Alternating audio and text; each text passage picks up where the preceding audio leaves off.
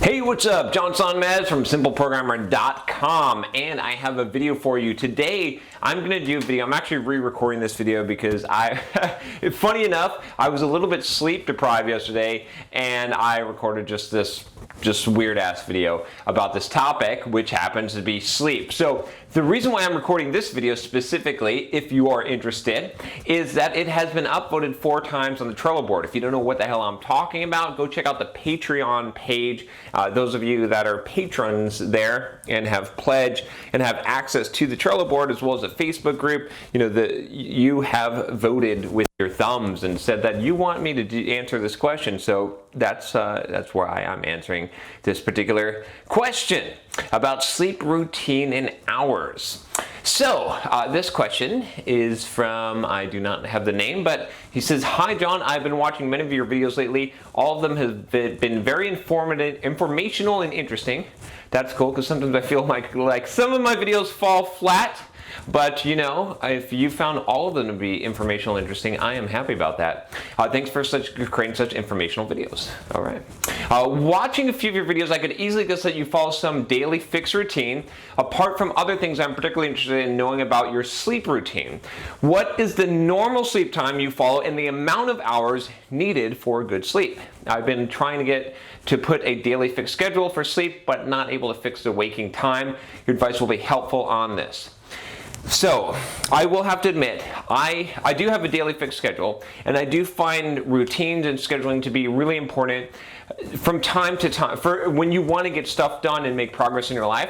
But I do think that you need to break out of a routine every once in a while, mix things up, revisit the routine. I go in and out of it. I'm in work mode right now. I am totally in routine. I'm about to go to China. In China, I'm going to have some kind of routine, but it's going to be a lot looser, right? And then when I get back, I'll be back in work mode. And I usually take 2 to 3 months out of the year where I am out of routine, where I'm just sort of living life. I usually keep up my workouts and stuff like that. But so let's get to the question here. So as far as sleep, my sleep routine is not perfect. It's not great. I'm going to recommend to you what I think is advisable here, but let's talk about my general routine here.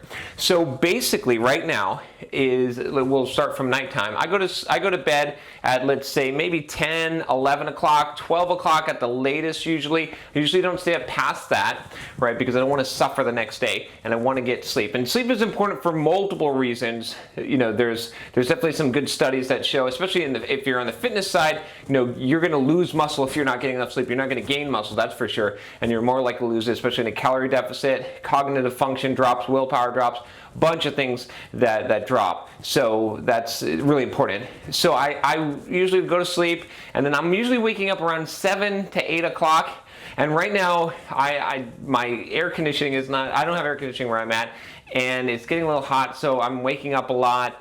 And so my sleep is not high quality. I think quality sleep is the most important thing.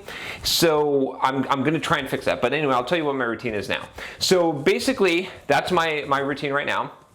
And then I'll wake up, like 7:30, maybe 8 o'clock, but I'm usually working about 8 o'clock. First thing I'm doing is I'm writing my book, right? Doing my writing for 2 Pomodoro a day, and then I go into the rest of my routine. You can check out my video I did on how I schedule my week here, and I pretty much follow that. I've got some modifications. I need to go and revamp that. I always want to revamp things, but I haven't had the time because I've been so busy. There's a lot of stuff going on.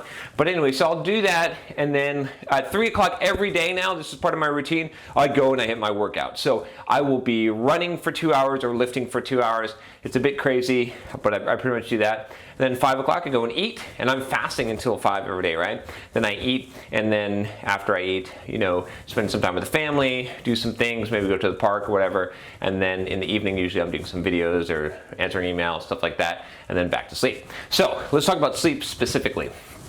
I don't have a strict wake up time. I don't have a strict go to bed time.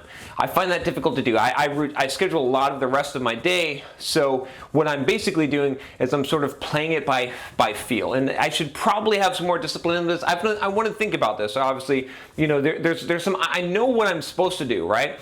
All of the studies show that what you want to do is you want to increase the quality of your sleep, right? So I know what I should do, and I'm not necessarily doing it. I'm going to get blackout curtains headphones. I want to get like a face mask. I want to be able to control my environment. I've got earplugs. I haven't been using them because they're uncomfortable, but I need to get used to that and get into a routine of increasing the quality of my sleep. One thing that I do is take melatonin, but I've got to work on the dosage because I was experimenting with different dosages. 10 milligrams seems to be too much. That's probably good for overcoming jet lag. But I found that 300 micrograms seems to be the sweet spot for a daily dosage. So I need to get back onto that. And that helps a lot because one thing that happens when you're in front of computers and different spectrum of light, the brighter, the yellow light, right, as opposed to the blue light, is that your body doesn't produce the melatonin, which is sort of necessary for getting a high quality sleep. So there's a few things you can do, right, to increase the quality of sleep.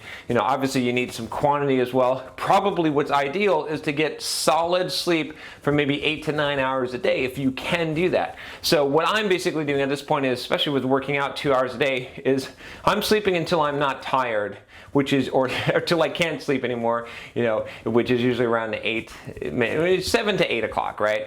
And so as long as I'm going to bed at 10 or 11. So anyway, do as I say, not as I do on this one. Obviously I'm not that bad, right? I mean, I'm not staying up. There was times in my youth where I would stay up till like 2 in the morning and wake up for work the next day at 7 a.m. I don't think that's horrible. But if I were to do my ideal, what I would do is I would take the right supplements, which I think GABA, GABA. There's a couple of other ones that you can take as long as it's including the melatonin. I would have a pretty much set sleep time where I'd be reading like 30 minutes before I sleep. I might start doing 5-minute journal. That's another topic. And then I would have a set wake up time so that every morning I started the day the same way and had a good routine. So eventually I'll incorporate those things. I did this video on processes, right? Which I think is interesting. And part of it is like, when I say I'm getting to that, is once you make something a process in your life and make it a routine, then it like sort of goes on autopilot. So I've got to kind of figure those pieces out and optimize it, and then I practice it, and then it becomes natural, right? So a lot of things in my life are natural. They just work, and I don't think about them, but you got to sort of engineer your life that way.